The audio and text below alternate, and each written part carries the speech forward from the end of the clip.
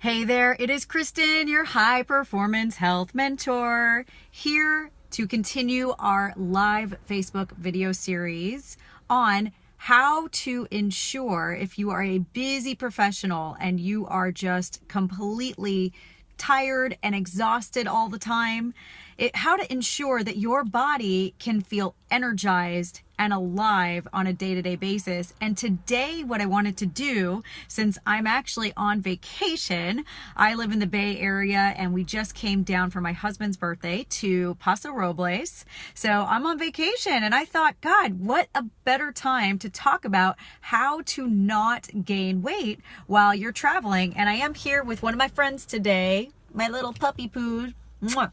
She's so sweet. Anyway, so here's the deal. When you're busy, you generally, and you have an office job, you have a corporate job, you're an entrepreneur, you typically spend a lot of time on the road, a lot of time traveling, right?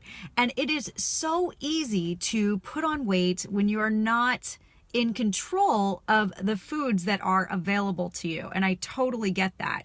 So this is something that I work more closely with my clients on. You know, if they have to take a trip, then I will look at the restaurants in the surrounding area, the grocery stores, and all that stuff for them. So here's the deal.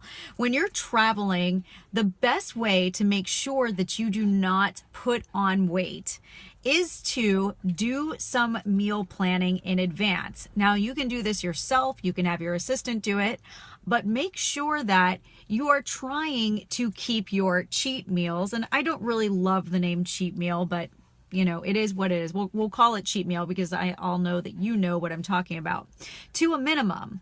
All right. So especially if you're in a place where you're trying to lose weight, then you want to make sure that you're not having more than 2 to 3 cheat meals or fun meals a week. And I always advise spreading them out and trying not to do them in a row, because that really does cause a lot of stress on your digestion.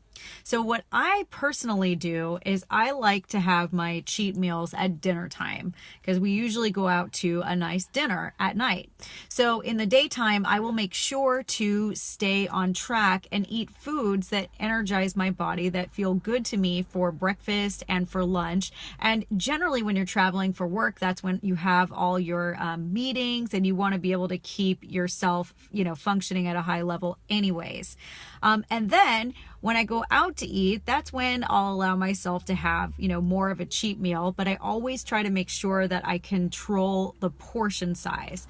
And the way that I do that is by ensuring to eat slow, trying to pay attention to what I'm actually putting in my mouth. Now, I know that when people hear the words meal plan, they freak out. They think it's going to be this really hard thing. But I mean, think about it. You don't show up to a meeting unprepared, you know, if you want to make a big difference in that meeting, right? Like you don't, generally speaking, you have an idea of the topic that's going to be covered. You have an idea of what you want to say. Maybe you've created a presentation for this meeting so that you can put your best foot forward, right? So, I mean, it's the same thing with your meal plan. You have to do like a certain extent of meal planning to ensure that you're putting healthy foods in your body. So either, you know, look at the restaurants that are going to be available to you ahead of time, or have your assistant do that.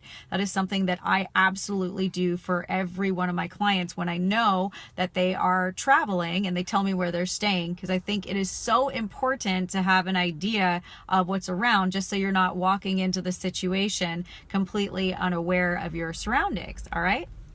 So that's really it from me. If you're live with me, say hello. I see that we've got a couple people here, but I don't know who you are.